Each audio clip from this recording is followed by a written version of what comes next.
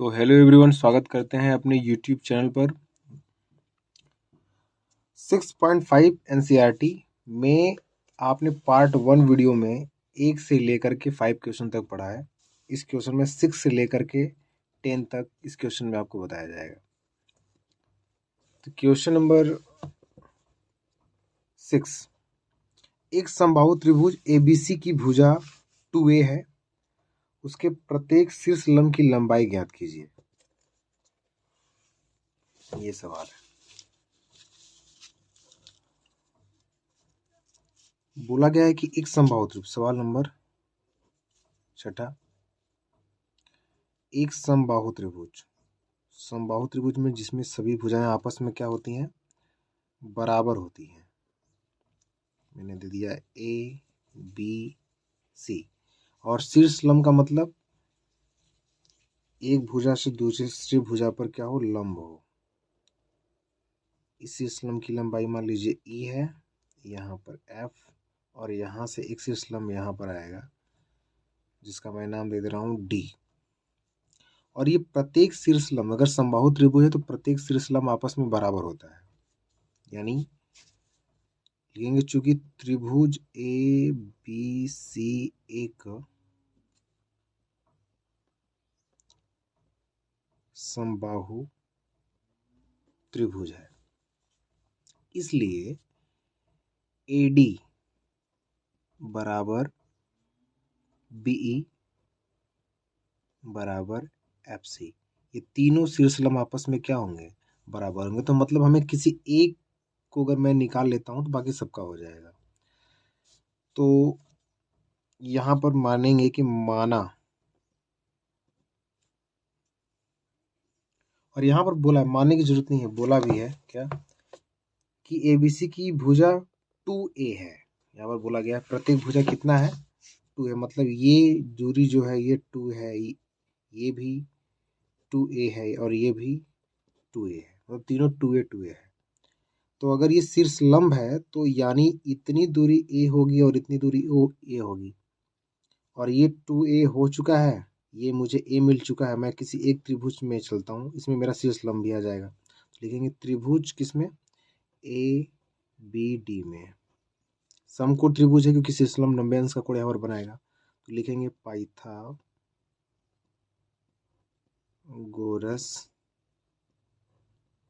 प्रमेय अनुसार। पाइथागोरस प्रमेय लगाएंगे तो क्या होगा, कर्ण पर बना वर्ग बराबर लंब पर बना वर्ग प्लस आधार पर बना वर्ग। कर्ण कितना है, कर्ण 2A हो जाएगा, 2A का स्क्वायर। लंब कितना है, लंब पूछा जा रहा है AD, प्लस आधार, आधार हो जाएगा A का स्क्वायर। ये 2A का स्क्वायर हो जाएगा 4A स्क्वायर, और A स्क्वायर इधर आ जाएगा तो माइनस A स्क्वायर हो जाएगा। बचेगा क्या, AD का स्क्वायर। तब AD का स्क्वायर बराबर क्या होगा, 4 में से निकल जाएगा तो कितना बचेगा, 3A स्क्वायर। तो AD बराबर, AD स्क्वायर इधर जाएगा तो अंडर रूट हो जाएगा, कड़ी हो जाएगी, यानी 3A स्क्वायर। AD बराबर क्या हो जाएगा, A का स्क्वायर निकलेगा तो वर्गमूल निकलेगा तो A हो जाएगा अंडर रूट में 3, यानी A अंडर रूट 3 आएगा। प्रत्येक शीर्ष लंब AD, देखिए AD बराबर BE बराबर FC है, अतः सबकी लंबाई कितनी होगी, 1 कड़ी में 3। आंसर आ गया। क्वेश्चन नंबर 7वां, सिद्ध कीजिए कि एक समचतुर्भुज की भुजाओं के वर्गों का योग उसके विकर्णों के योग, वर्गों के योग के बराबर है। काफी इंपॉर्टेंट सवाल ये है। 7वां, समचतुर्भुज, देखिए समचतुर्भुज की बात हो रही है। क्वेश्चन नंबर 7, समचतुर्भुज और वर्ग में देखो बेटा दोनों समान होता है, लेकिन फर्क क्या होता है कि जो समचतुर्भुज होता है उसके प्रत्येक कोण 90 अंश के नहीं होते। समचतुर्भुज की भी सारी भुजाएं बराबर होती हैं और वर्ग की भी सारी भुजाएं बराबर होती हैं, लेकिन जो समचतुर्भुज होता है इसमें प्रत्येक कोण 90 अंश के नहीं होते और वर्ग में 90 अंश के कोण होते हैं। बस इन दोनों में फर्क इतना ही है। तो समचतुर्भुज की बात करते हैं तो ये हो गया बेटा आपका समचतुर्भुज, ठीक। मैंने ये समचतुर्भुज बना दिया, इसका नाम मैं ABCD दे दे रहा हूँ। और सवाल में बोला गया है कि सिद्ध कीजिए कि समचतुर्भुज की भुजाओं के वर्गों का योग, मतलब AB का स्क्वायर प्लस BC का स्क्वायर प्लस CD का स्क्वायर प्लस AD का स्क्वायर बराबर किसके हो जाएगा, इसके विकर्णों के वर्गों का योग, मतलब विकर्ण का वर्ग करेंगे और इसका योग करेंगे। AC का स्क्वायर प्लस BD का स्क्वायर, ये आपका सवाल है जिसको आपको लगाना है, सिद्ध करना है। मतलब सारी भुजाओं को जोड़िए और उसके विकर्ण को जोड़िए, उसको वर्ग करके जोड़िए, अगर योग बराबर हो जाते हैं तो ये आपका सवाल लग जाएगा। ठीक है, तो आप क्लास 6, 7 या 8 या 9 में पढ़े होंगे, एक सूत्र होता है समचतुर्भुज। ठीक है, समझ जाना, समचतुर्भुज की भुजा बराबर, अगर आपको याद होगा तो याद होगा, नहीं होगा तो मैं बता दे रहा हूँ, होता है 1/2 करड़ी में पहला विकर्ण का स्क्वायर प्लस दूसरे विकर्ण का स्क्वायर, यानी पहला विकर्ण का स्क्वायर प्लस दूसरे विकर्ण का, ये सूत्र है समचतुर्भुज की भुजा का, इसे याद कर लीजिएगा। तो हम सबसे पहले AB को निकालते हैं, तो AB बराबर क्या होगा, AB बराबर हो जाएगा 1/2 करड़ी में पहला विकर्ण क्या है, AC का स्क्वायर प्लस दूसरा विकर्ण क्या है, BD का स्क्वायर। फिर लिखेंगे दोनों पक्षों का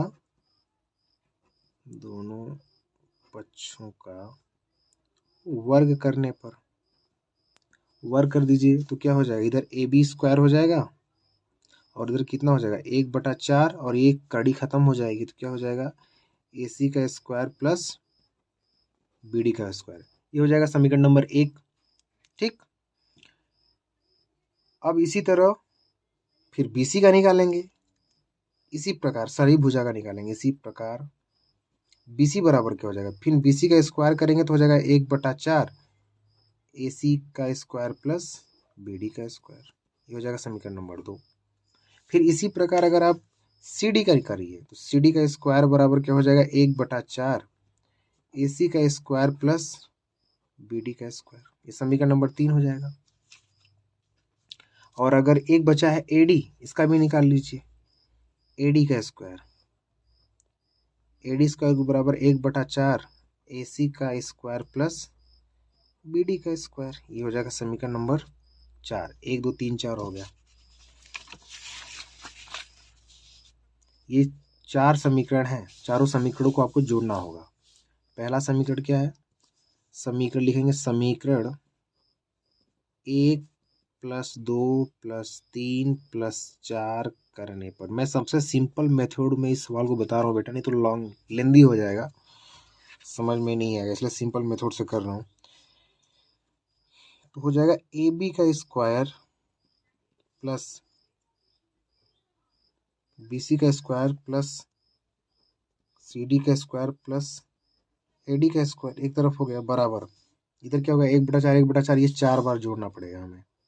1/4 पहला क्या है AC square plus BC square, AC square plus BD का स्क्वायर, फिर 1/4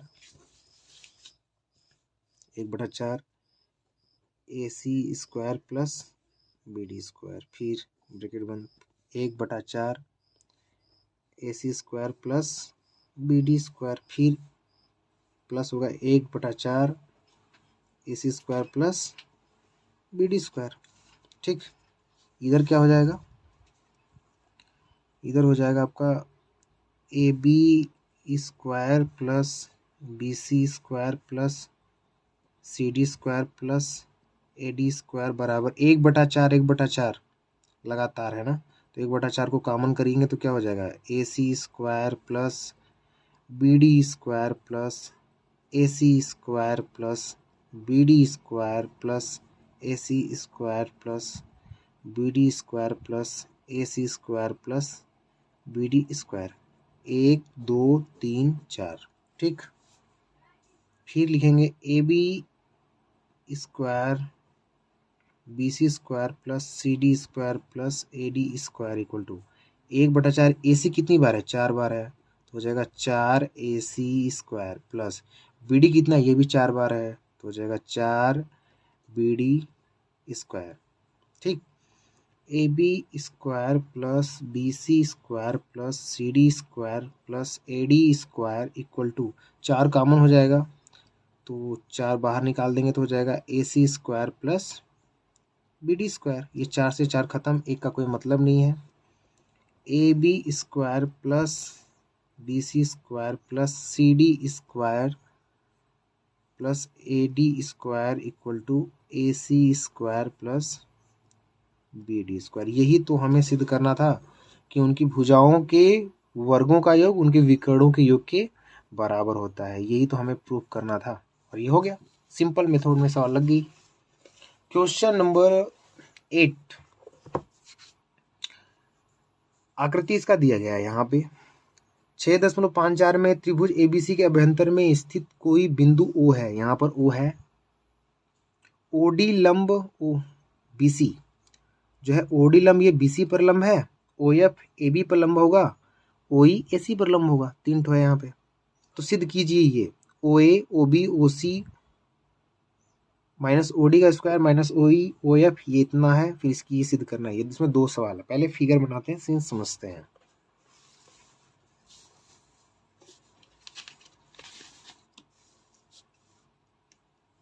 ये क्वेश्चन नंबर कौन है? 8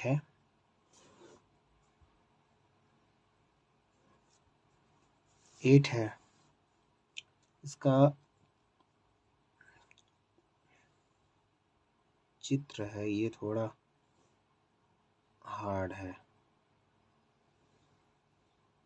चलिए बन गया।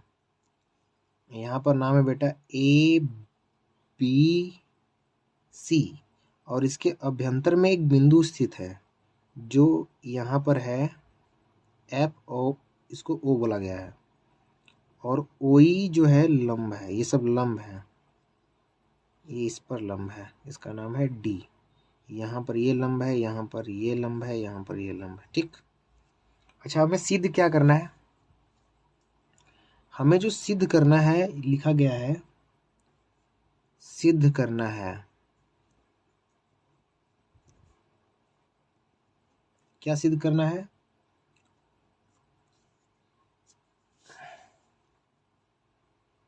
ओए ओए का स्क्वायर प्लस ओबी का स्क्वायर प्लस ओसी का स्क्वायर माइनस ओडी का स्क्वायर माइनस ओ ई का स्क्वायर माइनस ओ एफ का स्क्वायर बराबर बराबर मैं यहाँ लगा दे रहा हूँ A F square plus B D square plus C E square. ये आपको सिद्ध करना है, सिद्ध करके बताना है। ये पहला सवाल है। ठीक है, सबसे पहले हम चेक करते हैं कि ओ ए कहाँ है। ओ ए नहीं है तो यहाँ से मिलाइए, ई आपको मिलाना पड़ेगा ओ ए। ठीक है, ओ बी इसको भी मिलाना पड़ेगा, ओ सी इसे भी मिलाना पड़ेगा, यहाँ से ए ओ सी आ गया। ठीक, ओ सी हो गया, तो पहले ओ ए का मतलब ये हो गया, ओ सी ओ डी भी हो गया। मतलब कौन से त्रिभुज में बात हो रही है? पहले ओ ए का मतलब ये वाला लाइन है, ओ बी का मतलब ये वाली लाइन है, और ओ सी का मतलब ये वाली लाइन है। ठीक है, अब दूसरा है ओ डी का मतलब ये लाइन है। ठीक, ओ ई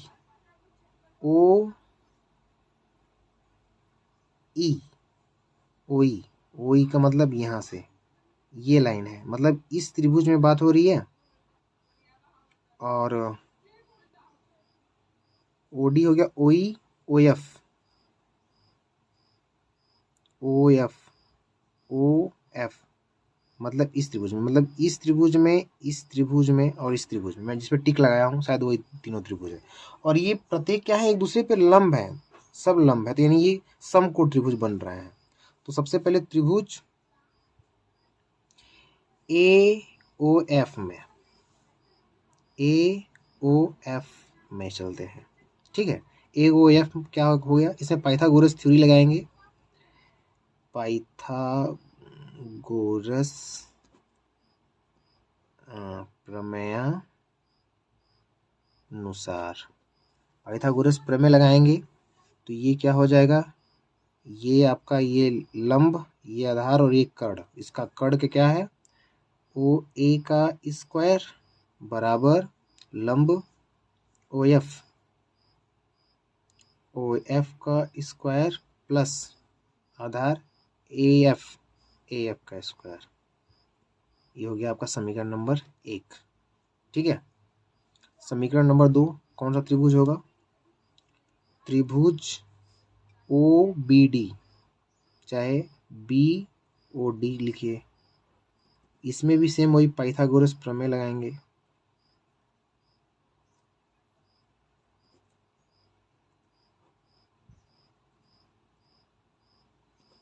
पाइथागोरस प्रमेय लगाएंगे तो बेटा ये लंब हो गया, कर्ण आपका ये हो जाएगा, ये आधार हो जाएगा, ओबी,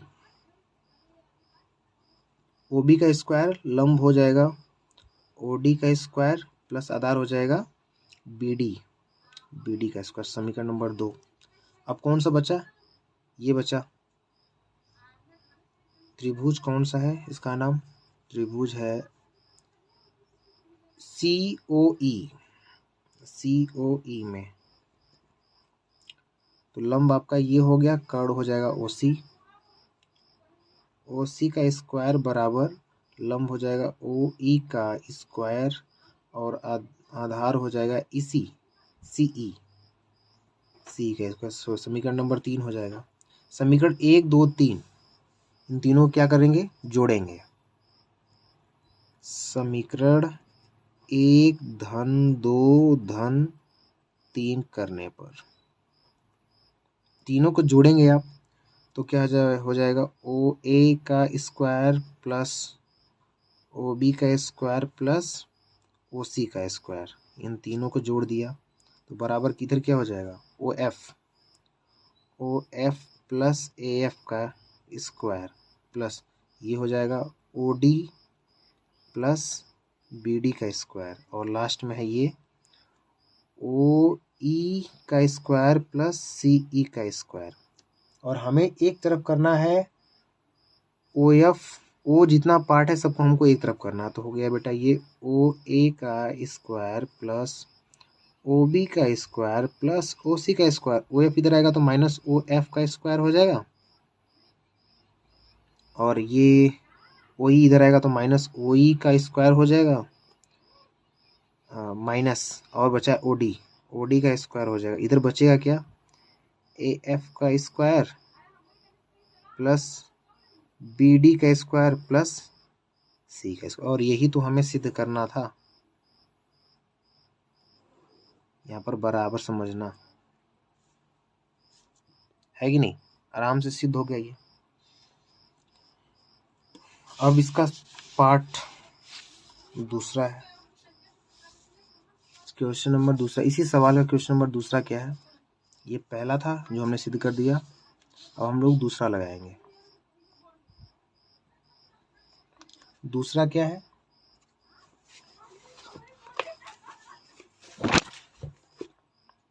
ए F plus B D plus C E plus A F plus C D F plus B F का स्क्वायर, ये है।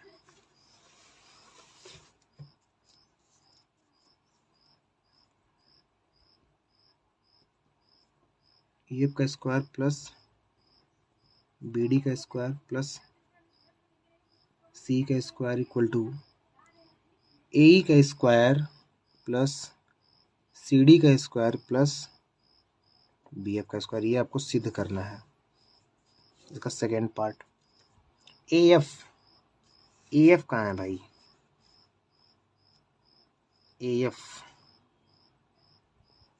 BD C, ये तो हमें पहले वाले में AF BD CE मिल रहा है, मतलब ये तो आ जाएगा इधर से, ठीक है। ए, तो एक तरफ तो ये, एक तरफ ही बेटा ये तो मिल जा रहा है, लेकिन एक तरफ मुझे चाहिए क्या, AE CDBF, मतलब ये वाला तो काम, मतलब इसी में हमें कुछ ना कुछ काम करना होगा और मेरा ये मिल जाएगा। AE, पहले AE है कहाँ, ए का मतलब ये वाली लाइन आ रही है, मतलब अब ये जो त्रिभुज है अब ये इसमें काम करना है। मैं इसको थोड़ा गाढ़ा कर दे रहा हूँ, ध्यान से देखना, इस त्रिभुज की बात हो रही है, इसको ध्यान मत देना। और दूसरा है CD, CD किधर है भाई, CD ये है, मतलब ये बड़ा वाला जो त्रिभुज है इसमें काम करना होगा। और BF, BF मतलब इसके जस्ट ऊपर वाला त्रिभुज जो है इसमें काम करना होगा, और ये सब समकोण है। तो सबसे पहले चलते हैं त्रिभुज किसमें, AOE में, त्रिभुज AOE में चलते हैं। त्रिभुज AOE में बात करते हैं तो ये हो जाएगा भाई, पाइथागोरस थ्योरी लगाएंगे इसमें, आप लिख दीजिएगा ऐसे पाइथागोरस प्रमेय लगाने पर, तो ये हो जाएगा कर्ण, ये देखो यहाँ पे लंब हो रहा है, ये आधार हो जाएगा तो ये कर्ण होगा, यानी AE का स्क्वायर, AE का स्क्वायर बराबर क्या हो जाएगा, लंब OE का स्क्वायर प्लस आधार AO का स्क्वायर, ये समीकरण नंबर 1, बहुत आसानी से। अब दूसरे चलते हैं CD, इसमें देखना ये क्या हो जाएगा, ये लंब होगा, ये आधार और ये कर्ण हो जाएगा। तो कर्ण क्या है, CD, CO लेकिन हो रहा है कर्ण, CD, इसमें था AE ना, इसमें बेटा रुके रहो, इसमें लंब ये है, आधार ये होगा बेटा, आधार ये होगा, AO जो होगा ये कर्ण है, AO कर्ण होगा, और जो आपका लंब होगा वो OE होगा, और जो आधार होगा वो क्या होगा, AE, सॉरी थोड़ा गलती हो गया, AE होगा। अब इसके बाद में इसमें अगर चलते हैं तो इसमें जो आपका लंब होगा OE, आधार CD और कर्ण OE, तो इसमें भी चलते हैं त्रिभुज किसमें,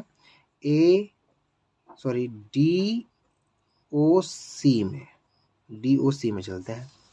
DOC में अगर आप चलेंगे तो पाइथागोरस थ्योरी लगाएंगे तो हो जाएगा OC का स्क्वायर बराबर OD का स्क्वायर प्लस DC का स्क्वायर, ये हो जाएगा समीकरण नंबर 2। अब चलते हैं तीसरा त्रिभुज, तीसरा त्रिभुज कौन सा है, तीसरा त्रिभुज है ये वाला BOF, त्रिभुज BOF में, BOF में चलते हैं तो ये कर्ण इसमें हो जाएगा, कर्ण है आपका OB का स्क्वायर बराबर लंब हो जाएगा BF का स्क्वायर प्लस आधार OF का स्क्वायर है, OF, ये समीकरण नंबर 3, समीकरण 1 2 3 हो गया। और समीकरण जो पहला जो सवाल आप जो सिद्ध किए हो, इसी में OA OB OC का हम क्या करेंगे, मान भर देंगे, लिखेंगे प्रश्न 1 में OA कामा OC कामा OB का मान रखने पर, प्रश्न 1 क्या है, प्रश्न 1 ये है, OB लिखेंगे यहाँ पे अच्छे से, OA का स्क्वायर प्लस OB का स्क्वायर प्लस OC का स्क्वायर माइनस OD का स्क्वायर माइनस OE का स्क्वायर माइनस OF का स्क्वायर बराबर AF का square plus BD square plus CE की स्क्वायर, यही है। OA का मान रखते हैं, OA का अगर मान आप रखोगे तो OA का मान क्या है, OA का मान है OE plus AE, OE plus O E square plus A E square, इसका मान हो गया, प्लस ओ बी का अगर मान रखते हैं तो ओ बी का मान है B F square plus O F square, B F square plus O F square, plus O C का मान रखते हैं हो जाएगा O D square plus D C square. अब बचा ये, इसको रखते हैं माइनस ओ डी का स्क्वायर माइनस ओ ई का स्क्वायर माइनस ओ एफ का स्क्वायर बराबर A F square plus B D square plus C square. ठीक है, ओ ई, ये प्लस ओ ई है, एक माइनस ओ ई है, खत्म। ठीक, अब क्या हुआ, ओ एफ, ये प्लस ओ एफ है, ये माइनस ओ एफ, ये भी खत्म। और ये ओ डी, ये प्लस ओ डी, ये माइनस ओ डी, खत्म। मेरे पास क्या बचा, बचा A E square plus B F square plus D C square equal to A F square plus B D square plus C square. और हमें तो यही तो सिद्ध करना था, A F square plus B D square plus C square. A F A F है ये बेटा, ए एफ है, ए मैंने लिख दिया है, ए एफ है, ए एफ नहीं, यहाँ पर है A F plus B D plus C square equal to, एक मेरा इधर से उधर हो गया है, A F plus B D plus C square equal to A F square B F square plus C D square. ये इधर वाला इधर है और इधर वाला इधर है, यही तो सिद्ध करना था। मैं इसको सीधा सीधा लिख देता हूँ, मतलब हो जाएगा आपका A F square plus B D square plus C square बराबर, इसको मैं इधर लिख देता हूँ, और इसको A E square plus B F square plus D C square. और यही तो आपको क्या करना है, सिद्ध ही करना था, ये आपका सिद्ध हो गया।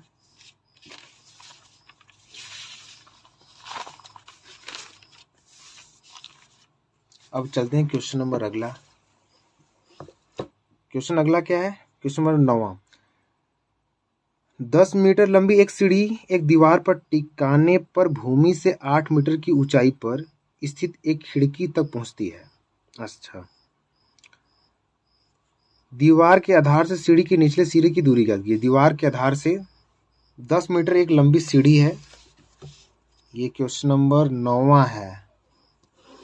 ठीक है, क्वेश्चन नंबर 9 क्या है, एक 10 लंबी मीटर एक सीढ़ी है, इसकी लंबाई है 10 मीटर, 8 मीटर ऊंचाई पर स्थित, एक ऊंचाई पर स्थित यहाँ पर खिड़की लगी, इसी से क्या है, ये टिकी पड़ी है। इसका ऊंचाई बेटा यहाँ से लेकर के यहाँ तक 8 मीटर। आधार से सीढ़ी की निचली सीढ़ी की दूरी क्या है, मतलब ये आपको निकालना है। मैंने नाम दे दिया ए बी सी। तो यहाँ पर एक दीवार तो सीधी दीवार हो गया, यानी 90 अंश का कोण बनेगा। कौन सा थ्योरी लगेगा, पाइथागोरस प्रमेय। पाइथागोरस यहाँ पे लिखेंगे, पाइथागोरस प्रमेय अनुसार लिख दीजिएगा, तो हो जाएगा ए सी कर्ण पर बना वर्ग बराबर लंब पर बना वर्ग प्लस आधार पर बना वर्ग। आधार क्या है, आधार पर बना वर्ग, ये कर्ण है, कर्ण क्या है बेटा आपका, कर्ण है आपका 10, और आधार कितना है, लंब कितना है, लंब है बेटा आपका 8 का स्क्वायर प्लस, और ये आधार कितना है, सी बी आपको निकालना है। 10 का वर्ग हो जाएगा 100 बराबर 8 64 प्लस सी बी का स्क्वायर। 100 में से आप 64 को घटा देंगे तो कितना हो जाएगा, सी बी स्क्वायर। घटाएंगे तो कितना हो जाएगा, 10 में से 4 गया 6, और यहाँ पर बचेगा 9, 9 में से 6 जाएगा तो हो जाएगा 3 36 सी बी स्क्वायर। और सी बी बराबर तब क्या हो जाएगा, कड़ी में 36 स्क्वायर है तो इधर चल जाएगा, तो सी बी बराबर क्या आ जाएगा, 6 मीटर। या अर्थात दीवार से जो सीढ़ी है ये 6 मीटर की दूरी पर स्थित है। सिंपल सा लग गया। ठीक, क्वेश्चन नंबर अगला लगाते हैं। सवाल नंबर है 10वां। 18 मीटर ऊंचे एक ऊर्ध्वाधर खंभे के ऊपरी सिरे से एक तार का सिरा जुड़ा हुआ है और दूसरा सिरा खूंटे से जुड़ा हुआ है। खंभे के आधार से खूंटे को कितनी दूरी पर गाड़ा जाए जबकि तार की लंबाई 24 मीटर है। ठीक है, 18 मीटर ऊंचे एक 18 मीटर जो होता है, क्वेश्चन नंबर 10वां है बेटा। 18 मीटर जो ऊंचा एक खंभा है, ये 18 मीटर ऊंचा एक खंभा है, ठीक है, और तार है को जमीन से खूंटा से गाड़ दिया गया है। इसकी जो लंबाई है वो कितनी है? 18 मीटर है। नहीं, इसकी लंबाई जो है 24 मीटर है। तो आपसे पूछा क्या जा रहा है?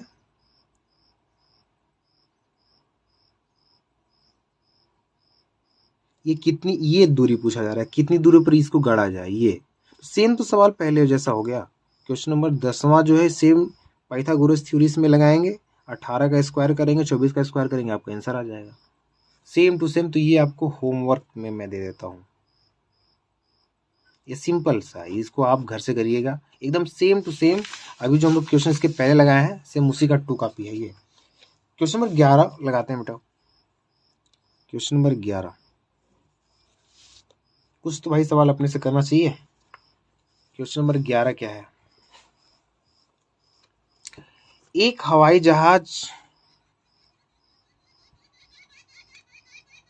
अड्डे से उत्तर की ओर 1000 किलोमीटर प्रति घंटा की चाल से उड़ता है।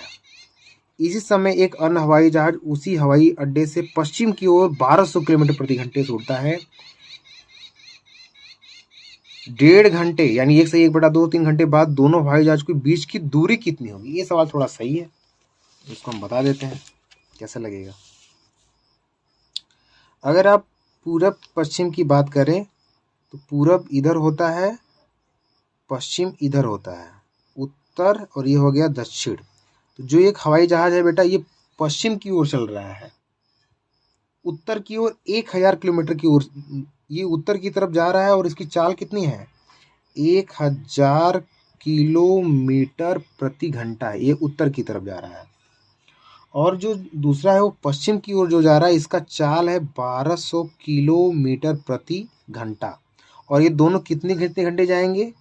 और सवाल में मेन पूछा क्या गया कि इनके बीच की जो दूरी निकालना है, मतलब ये मान लीजिए यहाँ से लेकर यहाँ तक ये पहुँच गए, यहाँ से यहाँ तक पहुँच गए, तो इनके बीच की दूरी।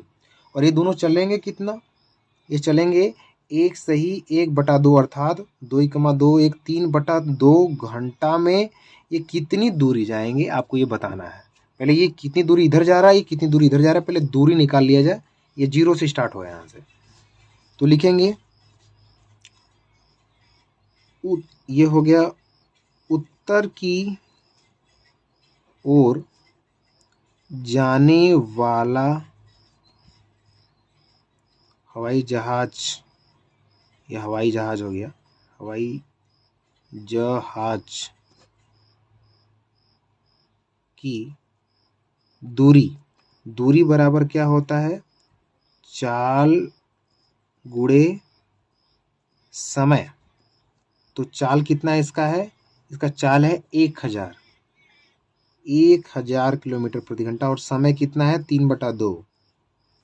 तो इसको काटेंगे तो हो जाएगा 500, 500 में 3 का गुणा करेंगे तो हो जाएगा 1500 किलोमीटर। मतलब यहाँ से लेकर के यहाँ की दूरी कितनी है? 1500 किलोमीटर। ठीक, अब इसी तरह पश्चिम की ओर जाने वाला, पश्चिम की ओर जाने वाला हवाई जहाज की दूरी बराबर ये क्या होगा? चाल गुणे समय, सेम वही है, चाल गुणे समय। इसकी चाल कितनी है? इसकी चाल है 1200 किलोमीटर प्रति घंटा और समय भी इसके लिए सेम टू सेम यही होगा, 3/2। काट देंगे तो हो जाएगा ये 600 और 600 में 3 गुणा करेंगे तो हो जाएगा 1800 किलोमीटर। ये इधर कितना जाएगा बेटा? 1800 किलोमीटर, यानी उधर 1300 चल रहा है और इधर ये कितना चल रहा है, 1800 किलोमीटर चल रहा है। ये 1300 चला गया, ये 1800 चला गया। तो अब हमें क्या निकालना होगा, इस पे लगाना होगा पाइथागोरस प्रमेय। तो लिखेंगे पाइथागोरस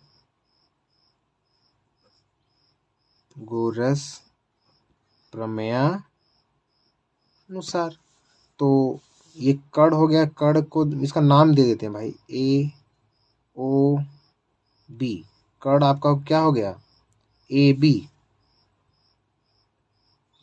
ए बी का स्क्वायर बराबर लंब आपका क्या हो जाएगा, लंब आपका हो जाएगा ओ बी।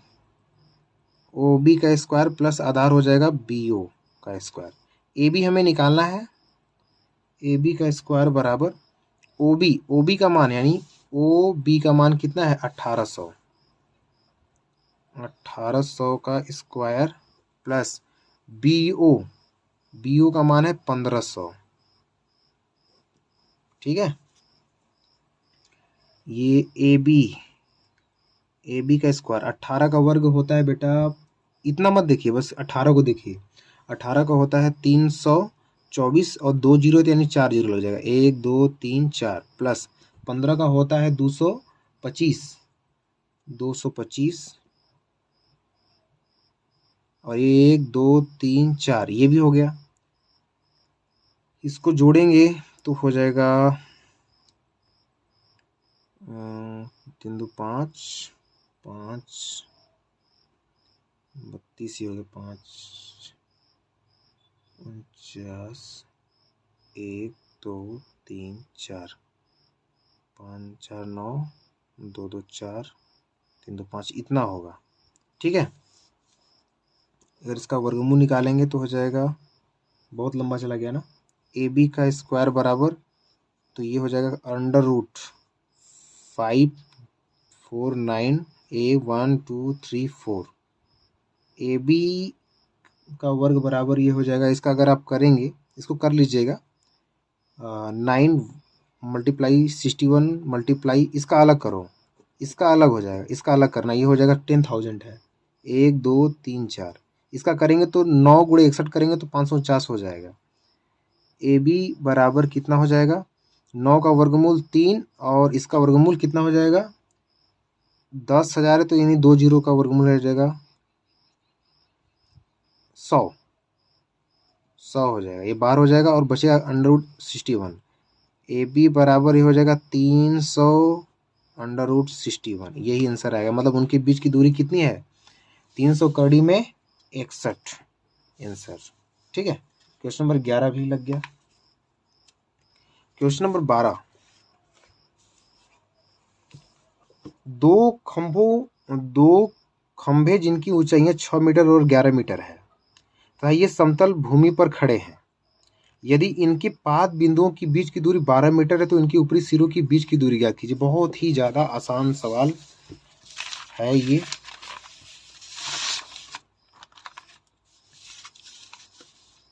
क्वेश्चन नंबर बेटा ये है 12,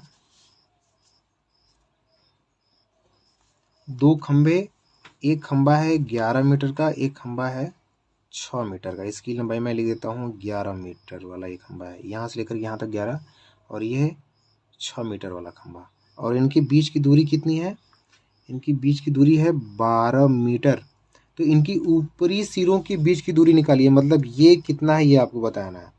सबसे सिंपल सी बात, ये 12 है तो ये भी 12 हो जाएगा, और अगर ये 6 है तो ये भी 6 होगा, और 11 में से 6 को घटा देंगे तो क्या बचेगा, ये 5 बचेगा, तब ना 6 5 11 होगा। तो यानी हमको इसकी लंबाई ज्ञात करना है। तो अब ये क्या बन गया, आपका समकोण त्रिभुज बन गया। जब समकोण त्रिभुज बन गया तो इसमें भी पाइथागोरस थ्योरी लगाएंगे, ये कर्ण निकालना है। यानी ये कर्ण कितना हो जाएगा, मान लीजिए इसका नाम दे देते हैं ए बी सी। ठीक है, तो कर्ण हो गया ए सी का स्क्वायर बराबर लंब हो जाएगा बी सी का स्क्वायर प्लस आधार हो जाएगा ए बी का स्क्वायर। ये भी आपको होमवर्क देना चाहिए था हमें। ए सी का स्क्वायर बराबर बी सी का मान है 5 का स्क्वायर प्लस आधार है 12 का स्क्वायर। ए सी का स्क्वायर बराबर 25 और ये हो जाएगा 144। इसको जोड़ेंगे तो कितना हो जाएगा 169, और इसका अगर हम वर्गमूल निकालेंगे तो ये हो जाएगा √69, और AC बराबर क्या हो जाएगा 13, यानी उनके बीच की दूरी कितनी है 13। सिंपल में लग गया। क्वेश्चन नंबर 12 तक हमने सवाल लगा लिया। इसका जो पार्ट 3 वीडियो बेटा आएगा, पार्ट 1 में हमने बताया था कि 1 से लेकर के 5 तक, और पार्ट 2 में 6 से लेकर के मैं 12 तक बता दिया, और पार्ट 3 में हम लोग जो पढ़ेंगे वो पढ़ेंगे 13 से लेकर के 17 तक, यानी 13 से लेकर 17 तक सवाल लगाएंगे। तो वीडियो को लाइक कर दीजिएगा और चैनल को सब्सक्राइब जरूर कर दीजिएगा। Thank you.